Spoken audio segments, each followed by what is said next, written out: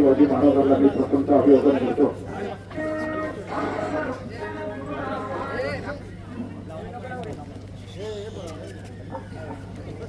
आजच्या आपल्या कार्यक्रमाला जे आपल्याला आशीर्वाद देणारे ते आदरणीय अजयनाथ महाराज,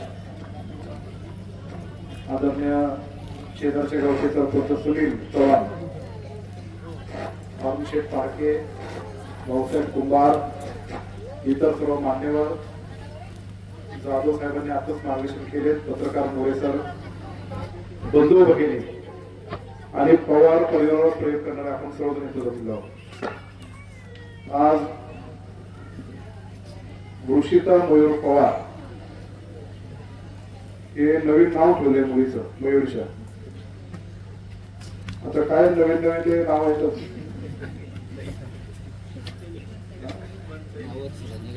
कोण आहे आत्या? काय अर्थ आहे?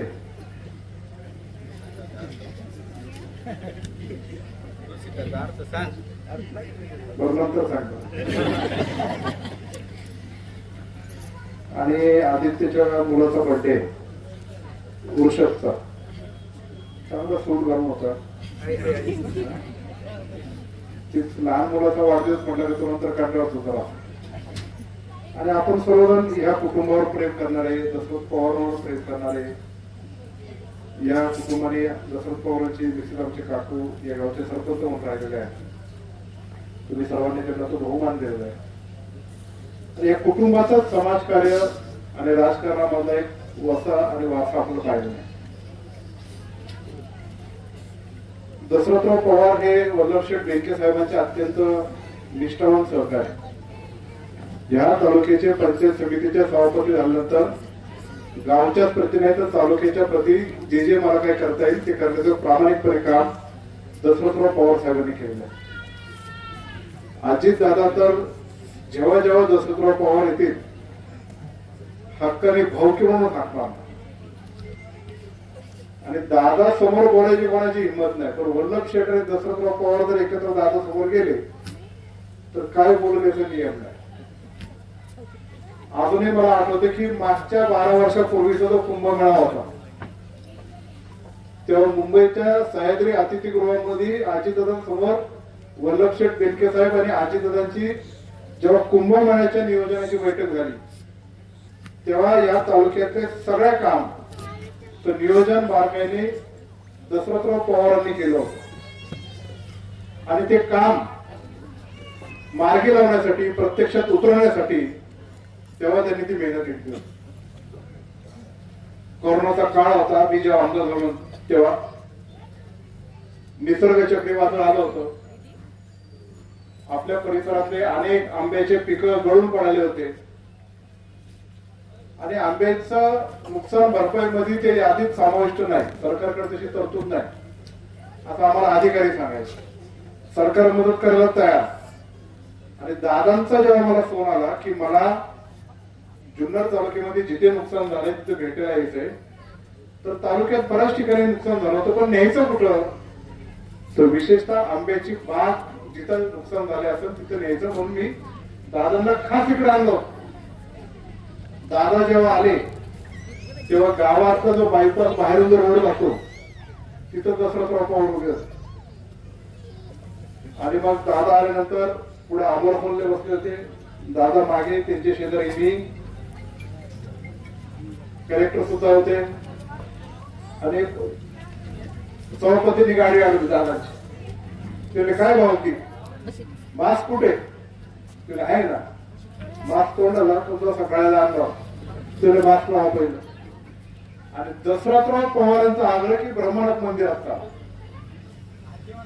दादा म्हटले महाराष्ट्र सरकारने मंदिरं बंद केली कारण दर्शनासाठी जर गर्दी झाली तर तिथं कोरोनाची लागण होऊ शकते, म्हणून मी काय मंदिरात येणार नाही. आणि मंदिरात जर आलो तर त्याच्या बातम्या वेगळ्या वेगळ्या चालतील आणि म्हणून तेवढाच संवाद झाला. बाकी तब्येतीची विचारपूस झाली. आणि जे नुकसान झालंय भाऊकी, जे निसर्ग चक्रीवादळाने नुकसान झालंय त्याच्या बाबतीत आम्ही काय पुढे कमी पडणार नाही. तुम्ही निश्चित राहा एवढा शब्द दिला आणि ते पुढे गेले. पुढे गेल्यानंतर दशरथराव पवारांबद्दल दादांच्या आमची गाडी चर्चा झालीच, पण दादांची शेवटची भेट त्यांच्यावर होईल असं आम्हाला कधी वाटलं नाही. त्यांना करोनाची लागण झाली, त्यांना दम लागायला लागला, त्यांना नारायणगावच्या दवाखान्यात नेलं, पुण्यात दवाखान्यामध्ये नेलं. ते देसाई साहेब असतील किंवा ते जावई डॉक्टर असेल, सर्वांनी शर्तीचे प्रयत्न केले. अत्यंत पाहण्यासारखा पैसा खर्च केला, एकदम उच्च दर्जाचा त्याचा उपचार देण्याचा प्रयत्न केला, पण तो काळाचा घाला आपल्यावर झाला. आणि या गावातलं उमदं व्यक्तिमत्व जे आपल्यामधलं आहे ते आपल्यात राहिलं नाही, याचं दुःख मात्र संपूर्ण जुन्नर तालुक्याला झालं. तर त्याची शैलीच वेगळी होती. राजकारणात अनेक लोक कामं करतात, काही नीतिमत्तेने करतात, काही नीतिमत्ता घालून पुढे जातात. दशरथराव पवारांनी नीतिमत्ता घालवली नाही, पण त्यांची शैली एकदम आक्रमक पद्धतीने आणि ग्रामीण भागाच्या ढंगातून आपले काम कसे सोडून घ्यायचे प्रशासकीय दरबारामध्ये ते अत्यंत त्यांना चांगले हातोटी होते. त्यानंतर या गावचे प्रतिनिधित्व त्यांच्या मिसेसने जरी केलं, म्हणजे मयूरच्या आईने जरी केलं, तरी या गावचा सगळा कारभार हा मयूरच पाहत होता.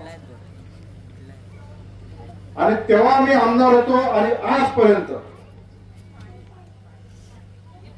जी काही गावामध्ये कामं केलेली आहेत हे फक्त आणि फक्त बारकाईने नियोजन हे मयूर पवारनेच केलेलं आहे. आणि म्हणून आजपर्यंत जवळपास 2023 पर्यंत 4,50,00,000 रुपयाचं काम मयूरने केलं. नंतर कोण सरपंच झाला मला माहित नाही, पण मयूरला 1-1.5 वर्षानंतर करायचं हे माझ्या समोरच ठरलं. ठीक आहे, झालं नसेल तो बाकी वेगळा, त्याला वेगळे पाठी फुटत. अहो आम्ही आत्ता ज्याला निवडून दिले तोच पलीकडे जातो, तर येतं काय म्हणून ते राजकारणामध्ये काय होईल काय सांगता येत नाही. हो मोरे साहेब. आणि त्यानंतर आमच्या काकू सरपंच नाही झाल्यानंतर मयूर जेव्हा दुसरा सरपंच झाला तरी सुद्धा कामाच्या बाबतीत या गावातलं जे माझ्याकडे ठराविक लोक यायचे तो फक्त मयूरच त्याच्यावर यायचा. तो तिकडे कुठल्या बँकेचं कसं काम आलं कुठे कुठले हा किती वाजता चालू होती त्याची हा दप्तर घेऊनच सकाळी 8 वाजता सभांगण राहला आणि रोज वर आणि त्याची बँक सुटली किती सुटली 6 वाजता तर 7 वाजता आलाच. मी असो नाही तर नसो या कुटुंबाचं वल्लभशेठ बेनके साहेबांच्या घरामध्ये जो येण्याचा जो नित्य नियमाचा कार्यक्रम आहे तो आजपर्यंत मयूरने चालू केला. काय काम काय नाही, सहज झालं. माहिती घेणार, निधीचा ओघ कुठं आहे, या गावात मला कसं करता येईल, याद्याच्या यादी आणणार आणि गावातलं काम मात्र मयूरने त्याच्या प्रशासकीय ज्ञानामुळे त्याच्या जोरावर त्याच्या पाठपुराव्याच्या जोरावर एकदा तर मी तो मोटरसायकलने पुण्याला गेला पाहिजे का तर माझ्या गावचं काम मोटरसायकल गाडी घेऊन आहे आपल्याकडे गाड्या बिड्या सगळे त्यामुळे अर्जंट जायचं होतं, गाडी काही भेटली नाही. मग गेलो काय गेला तर माझ्या वडिलांनी जे गावाचं साठी कल्याणासाठी काम केले ते मला करायचं. माझं घर अजून कवलाचं आहे, सफराचं आहे, त्याची मला फिकर नाही, पण मला माझ्या गावासाठी करायचं ही तळमळ त्या मी पाहिली. अरे म्हणलं तू रोज कशाला येतो इकडे, मी असं तेव्हा यायचं नाही, इकडे आला तरी मला बरं वाटतं. म्हणजे गावासाठी काम आणि आमच्या कुटुंबाच्या प्रति प्रेम हे राखण्याचं काम मयूरने केलेलं आहे. मी आणि मयूर आजीदादांकडे कुंभमेळ्याच्या जो निधी आणायचा आहे तसं दसरा मुलगा आलाय आणि दादांकडे आम्ही बसलो. ठीक आहे म्हणजे तुम्ही प्लॅनिंग करून जे काही काम असेल ते मला सांगा. मयूरने याच गावाचं नाही तर परिसरातल्या गावाचं नियोजन केलं आणि त्याचे फाईल सुद्धा आम्ही आजीदादांकडे दिलेले आहे. आता दादा दुर्दैवामुळे आपल्याकडे नाही, तर दादा असतानाच आम्ही एकदा बारामती परिसरामध्ये जेव्हा गेलो होतो तेव्हा वहिनीला आम्ही भेटलो, सुनेत्रा वहिनीला. मयूर पण बरोबर होता आणि वहिनींकडे जेव्हा आमची चर्चा झाली ती चर्चा झाल्यानंतर त्यांना दशरथ पवार कोण होते हे पण त्यांना आठवलं की जेव्हा बेनके साहेबांवर यायचे, दादाकडे बसायचे, ते आमच्या घरी जेवलेले आहेत, असे सगळे आठवून गेले. त्यांचाच मुलगा आता तरुण माझ्यावर काम करतोय. आपल्याला त्याच्यासाठी मदत ही म्हणजे तेव्हा तर निधीचा विषय नव्हता, कारण दादा सगळे बघत होते. पण आता वहिनी उपमुख्यमंत्री आहे. मी कालच वहिनींच्या मदतीने या तालुक्यामध्ये जवळपास 15 कोटी रुपयाचा निधी आणलेला आहे. या गावच्या अनेक विकास कामाच्या साठी मयूरने परत नेहमीप्रमाणे ती यादी माझ्याकडे दिली आणि ती यादी देत असताना जवळपास 3.5-4 कोटी रुपयाचा निधीचा विकास कामं त्यांनी सांगितली. पण मी तुम्हाला आवर्जून सांगतो की माझं वहिनींशी बोलणं झालेलं आहे. एवढे नाही पण या या गावासाठी मी तुम्हाला काही दिवसातच तुम्ही मार्क करून द्या ह्याच्यातले कुठले कामं घ्यायची.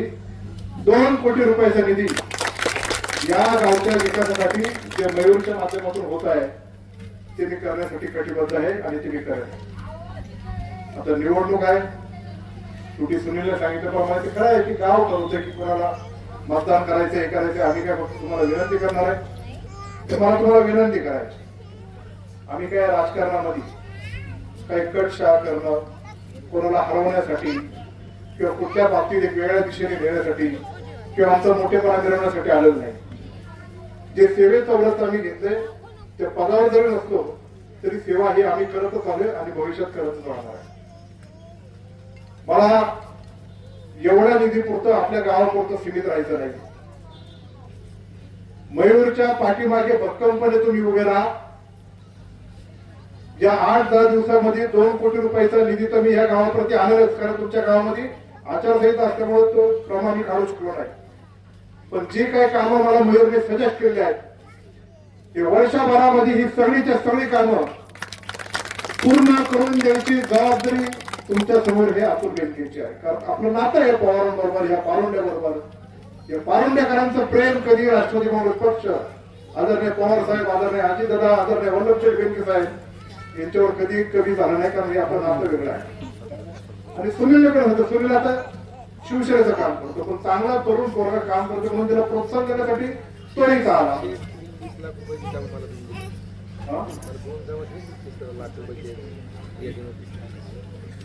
बरोबर कामाचं ते होतं असं काय. पण आता आपल्याला पुढे जात असताना एक चांगल्या विचाराने एक चांगलं संस्कर्षण घडलं पाहिजे. ब्रह्मनाथाचं असं पवित्र मंदिर आपल्या गावामध्ये आहे.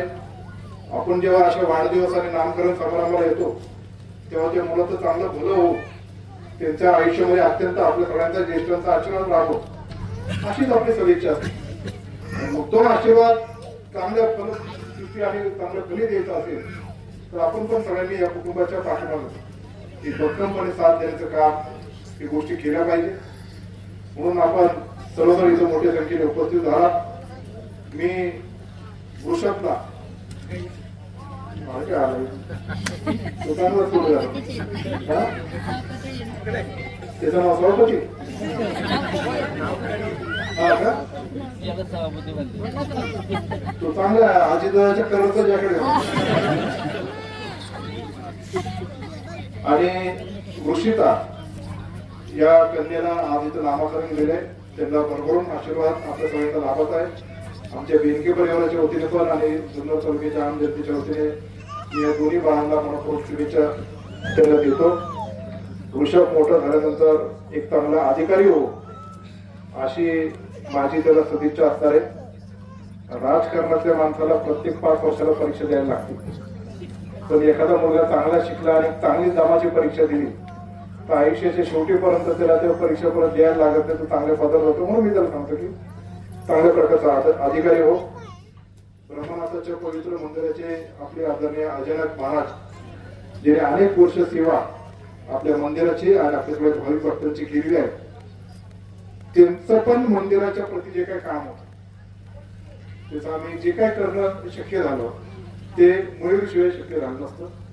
म्हणून अजयनाथ महाराज आणि त्या भगवंताचा पण आशीर्वाद आणि निश्चितच मयूरच्या पाठीमागे राहणारच आहे.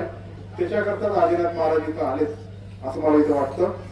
माझ्या समेत आलेले मान्यवर अरुणराव बारके, भाऊसाहेब कुंभार यांच्या वतीने वृषिता आणि वृषभला त्यांच्या भावी वाटचालीसाठी मी मनपूर्वक शुभेच्छा देतो आणि अजयनाथ महाराजला विनंती करतो की तुम्ही 2 शब्द बोलून इन दोनों को शुभकामना आशीर्वाद दीजिए.